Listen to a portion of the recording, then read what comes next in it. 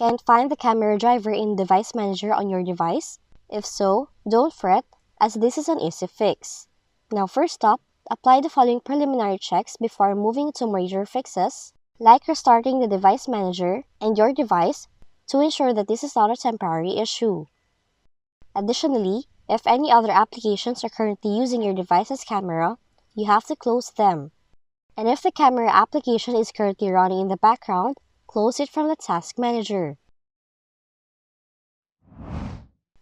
But if those simple methods did not work, ensure that the camera is not hidden in the Device Manager. So do it by opening Device Manager. Go to View tab. If you see a tick mark before the Show Hidden Devices option, then hidden devices are already displaying.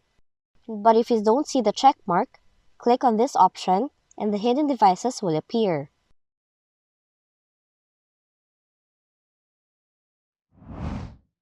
Another way to fix this is to run the camera troubleshooter.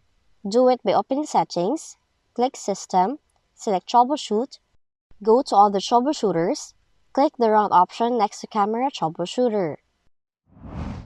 Lastly, run a few scans by opening Command Prompt with admin rights, type in the following commands one by one, and then press Enter to fix any corrupted files.